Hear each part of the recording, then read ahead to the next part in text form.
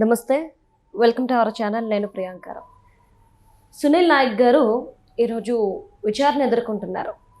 అయితే మనకు తెలుసు సునీల్ నాయక్ అలానే ఐపీఎస్ అధికారి సునీల్ వీళ్ళిద్దరూ కూడా రఘురామకృష్ణంరాజు గారిని కస్టోడియల్ టార్చర్ చేసిన కేసులో నిందితులుగా ఉన్నారు. మరి ఈ నేపథ్యంలో సునీల్ గారు ఒక పోస్ట్ పెట్టారు. ఏమని ఒక సంస్థ స్థాపించి దీని ద్వారా మేము ఎలక్షన్ నిర్వహిస్తాము అంటే ఇది అంబేద్కర్ ఆశయాల కోసం స్థాపించిన ఈ పార్టీ అని చెప్పేసి సునీల్ గారు కొత్తగా పార్టీ పెట్టి దాన్ని నడిపిస్తున్నారు.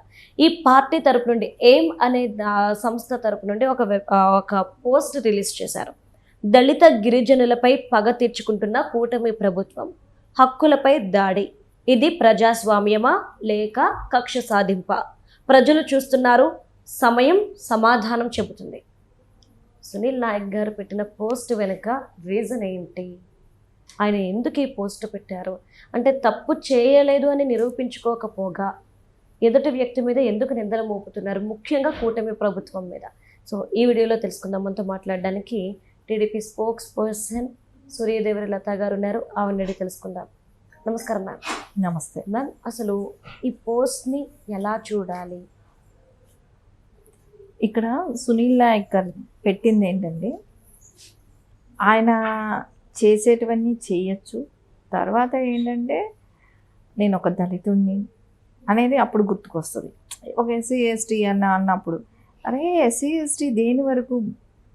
ఎవరైనా చదువుకోని వ్యక్తులకో, చదువుకోలేని వ్యక్తులు, ఎవరైనా విలేజ్ స్థాయిలో ఉన్న వాళ్ళ స్కాలర్షిప్స్ కోసమో ఇంకా ఇట్లాంటి వాటికి ఉపయోగపడేది దళితుల కింద మనం తీసుకోవడం. అంటే మీరు ఒక ఉన్నతమైన పోస్ట్లో ఉండి మీరు చేసిన అరాచకాలకి శిక్ష అనుభవించాల్సిన, నువ్వు ఒక ఎంక్వైరీకి వెళ్ళాల్సిన పరిస్థితి వచ్చినప్పుడు నేను ఒక దళిత బిడ్డని అని పోర్ట్రే చేసుకోవటానికి చేస్తున్న ప్రయత్నం ఇది.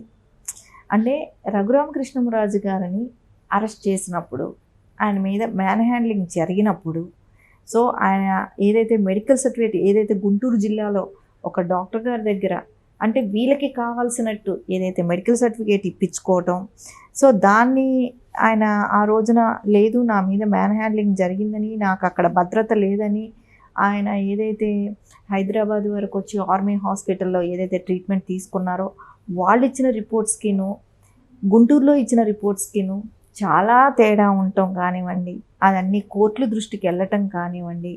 సో ఇవన్నీ ఇది నార్మల్గా ఒక కూటమి ప్రభుత్వము ఇంకొకరు చెప్పటం కాదు కదా ఇది. సో కోర్టు దృష్టిలో ఉన్నది ఏదైతే ఆయన మీద మ్యాన్ హ్యాండ్లింగ్ జరిగింది అనేది కోర్టు నమ్మింది. సో నమ్మింది కాబట్టి ఆ విజువల్స్ ఇప్పుడు ఆర్మీ హాస్పిటల్స్ తప్పుడు రిపోర్ట్ ఇవ్వదు కదా, ఇవన్నీ ఖచ్చితంగా అది ఇచ్చిన రిపోర్ట్ జెన్యూన్ అని కోర్టులు కూడా నమ్ముతాయి. ఎందుకంటే ఎప్పుడు కూడా ఇప్పుడు మనం యాక్చువల్లీ నమ్మాల్సిందే గవర్నమెంట్ డాక్టర్ని, కానీ అక్కడ చూసారా ఎలా మ్యానిపులేట్ చేశారా? గవర్నమెంట్ డాక్టర్ కూడా అధికారులు ఏది చెప్తే అదే రిపోర్ట్ ఇచ్చారు. కానీ ఆ రోజున ఆయన మీద మ్యాన్ హ్యాండ్లింగ్ జరగటం కానివ్వండి, ఆ రోజున ఈయన ఐపీఎస్ అధికారిగా అక్కడ ఉండి మ్యాన్ హ్యాండ్లింగ్ చేసిన వ్యక్తి కూడా ఇతనే. సో ఈ రోజున వచ్చి ఎదుర్కొంటున్న ఏదైతే ఆయన కోర్టుకు రావటమే కానివ్వండి, అటెండ్ అవ్వటం కానివ్వండి, దాని దృష్ట్యా ఇప్పుడు ఏంటంటే నేను ఒక దళితుడిని, ఒక గిరిజన సంతతికి చెందిన వాడిని. సో ఈ రకంగా అంటే దళితులు అయితే తప్పు చేయొచ్చని ఎక్కడైనా రాజ్యాంగంలో అయితే చెప్పలేదు కదా. రాజ్యాంగంలో ఎందుకోసం దళితులకైనా కానీ ఏ బేసిక్లో దళితులు ఇలాంటివి చేయొచ్చు అనేది ఏమైనా సునీల్ నాయక్ గారికి ఏమైనా అట్లాంటిది ఏమైనా ఉందా? ఆ మాట వాడటం అనేది తప్పు. దళితులకి ఎలాంటి అవకాశాలు రావాలి? ఎడ్యుకేషన్ పరంగా ఇవ్వండి, ఉద్యోగాల పరంగా ఇవ్వండి, వాళ్ళకి మంచి వసతులు ఇవ్వండి, చదువుకునే చోట కానివ్వండి, ఇట్లాంటివి ఉంటాయి. ఫీజు రియంబర్స్మెంట్స్ కానీ ఇట్లాంటివి, ఎడ్యుకేషన్ హెల్త్ పరంగా కానివ్వండి ఇట్లాంటివి ఉంటాయి. వాళ్ళు ఉన్న ఊర్లు కానివ్వండి డెవలప్ చేయాలని ఇట్లాంటివి ఉంటాయి. కానీ నేను తప్పు చేసినా, నేను దళితుడిని, మమ్మల్ని విచారణకు పిలవకూడదని అయితే ఎక్కడ రాజ్యాంగంలో అంబేద్కర్ గారు అయితే రాసి పెట్టలేదు, అలాంటి రాజ్యాంగం లేదు. కానీ ఇది సునీల్ గారికి ఎందుకు అనిపిస్తుందో నాకు అర్థం కావట్లేదు. కాకపోతే ఇక్కడ తప్పు ఎవరైనా తప్పే. తప్పు చేసిన వాళ్ళని ఎప్పుడైనా ఎంక్వైరీలకి రావాల్సింది ఉంటుంది, కోర్టులకి అటెండ్ అవ్వాల్సింది ఉంటుంది, వాళ్ళకి పడ్డాక ఇది వాళ్ళకు ఉంటుంది. నేను రాకూడదు, నన్ను అలా అనకూడదు. నేను ఈ రోజున ఐజీగా ఉన్నాను బీహార్కి, అగ్నిమాపక దళంలో నేను ఒక ఐజీగా ఉన్నాను బీహార్లో. సో నేను ఇంత పెద్ద పోస్ట్లో ఉన్నాను. సో నేను ఒక ఎస్సీ ఎస్టీ కాబట్టి నన్ను ఈ రోజున ఇలా చేస్తున్నారు అనటం అనేది తప్పు. చేసిన తప్పుకి ఎప్పుడైనా సరే ఎదుర్కోవాల్సిన అవసరం అయితే ఉంటుంది. అంటే మ్యామ్ వాళ్ళు ప్రతిసారి కూడా కులాన్ని ఎందుకు తీసుకొస్తున్నారు? ఈయనేమో నేను ఎస్టీని అంటారు, ఎవరో సునీల్ నాయక్ వచ్చేసి నేను ఎస్సీని అంటాడు, ఈవిడ వచ్చేసి నేను బీసీని అంటుంది. మళ్ళీ మా ఎస్సీలు ఎస్టీలు బీసీల మీద పగ అంటారు వీళ్ళంతా కలిపి. అంటే ఎందుకు చేసిన తప్పుని ఎందుకు మర్చిపోతున్నారు?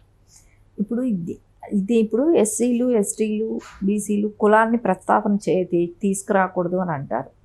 సరే, కులాన్ని ప్రస్తావన అంటే నేను అదే చెప్పేది ఏంటంటే, ఏదైనా వెనుకబడి ఉన్నప్పుడు వాళ్ళని ముందుకు తీసుకురావడం కోసం ఒక టైంలో అనగదొక్కపడేవాళ్ళు. సో ఈ రోజున ఆ వ్యవస్థ చాలా వరకు రూపుమారింది. సో ఈ రోజున ఉన్నతమైన పొజిషన్స్లో ఉన్నారు. సో ఎక్కడ వాళ్ళకి అంటే విలేజ్ స్థాయిలో ఎక్కడో అడవుల్లోనో ఇంకా ఎక్కడైనా ఉండొచ్చు, కాదనను కూడా. కాకపోతే ఇలాంటి ఫార్వర్డ్ ఉండి వీళ్ళు కులం కార్డు వాడకూడదు. ఆ స్థాయిలో ఉన్న వ్యక్తులు కులం కార్డు వాడుకోవడం అనేది తప్పు ఇంకా కూడా. సో మీరు ఇంకా నలుగురికి మంచి చేసే పొజిషన్లో మీరుండి, అంతే కదా. ఈ రోజున మీరు జ్యుడిషియల్లో తీసుకోండి, ఎక్కువ ఎస్సీ ఎస్టీలు ఉంటున్నారు, సో బీసీలు ఉంటున్నారు. రాజ్యాధికారంలో అందరికీ పాలు పంచుకునే అవకాశం ఉంది. ఈ రోజున ఇంత మంచి ఇది ఉన్నప్పుడు మేము మళ్ళా అది అని చెప్పకూడదు. మీరు సమన్యాయం చేసే పొజిషన్లో మీరు ఉండాలి. ఇప్పుడు ఐజీలు కానివ్వండి, జ్యుడిషియల్లో ఉన్న వాళ్ళే కావచ్చు, ఎవరైనా పెద్ద పోస్టులలో ఉన్న వాళ్ళు అనుకోండి, కులాన్ని మీరు ఇప్పుడు తీసుకురాకూడదు. ఎందుకంటే మీరు ఉన్నతమైన స్థానాల్లో ఉన్నారు. సో మీకు కులం వర్తించదు ఇప్పుడు. ఎందుకంటే ఉన్నతమైన స్థానం అంటే అందరూ ఒకటిగా చూడాల్సిన బాధ్యత వీళ్ళల్లో ఉంది. ఇప్పుడు నాకు చంద్రబాబు నాయుడు గారిని మీరు అందరూ ఎవరైనా అన్న అగ్రకులానికి సంబంధించిన ఆయన ఏ రోజు కులాన్ని ఎక్కడ ఎంకరేజ్ చేయరే. ఆయన నా బీసీలు కానివ్వండి, ఎస్సీలు ఎస్టీలు మైనారిటీలు, దాని తర్వాతే వేరే ఏదైనా. అందుకని కులాన్ని అనేది ఒక ఉన్నత స్థానంలో ఉన్నప్పుడు ఎవరైనా సరే ఆ స్థాయిలో ఉన్నప్పుడు కులం కార్డు అసలు వాడకూడదు. అలా వాడేవాళ్ళు అనర్హులు. ఎందుకు వాళ్ళకి ఇంకా భయం? ఎందుకు ఇంకెక్కడ భయం? ఆ ఐజీ స్థాయిలో ఉన్న వ్యక్తి కులం కార్డు వాడుతున్నారంటే ఇంకా కులం కార్డుతో అవసరం ఉందా? ఖచ్చితంగా అవసరం లేదు. సో మీరు నలుగురికి న్యాయం చేసే పొజిషన్లో మీరుండి ఈ రోజున కులం కార్డు వాడుతున్నారనంటే రేపు పొద్దున ఒక ఓసీ అవ్వచ్చు, ఇంకో బీసీ అవ్వచ్చు, ఎవరైనా వచ్చారనుకోండి, అంటే వాళ్ళకి అప్పుడు న్యాయం జరగదా మీ దగ్గర? అంతే కదా. ఆ డౌట్ వస్తుంది, ఖచ్చితంగా వస్తుంది. ప్రజలకందరికి అదే డౌట్ వస్తుంది. నేను ఒక ఎస్సీని ఎస్టీని ఇలా మేము బడుగు బలహీన వర్గాలు ఇట్లా అని చెప్పుకుంటా ఉన్నాను అనుకో, నీ దగ్గరికి ఒక అగ్రవర్ణాల వాళ్ళు వచ్చారనుకోండి, న్యాయం జరగదని వాళ్ళు ఫీల్ అవుతారు. అలా ఏ స్థాయిలో ఉన్న వ్యక్తి అయినా సరే మీరు ఒక నలుగురికి న్యాయం చేసే పొజిషన్లో ఉన్నప్పుడు మీరు కులం కార్డు వాడకూడదు. సో అది వాడటం అనేది ఆయనది చాలా పెద్ద మిస్టేక్. అసలు అలాంటి ఆలోచన కూడా ఆయనలో రాకూడదు విషయం. Right. Thank you so much. నమస్తే.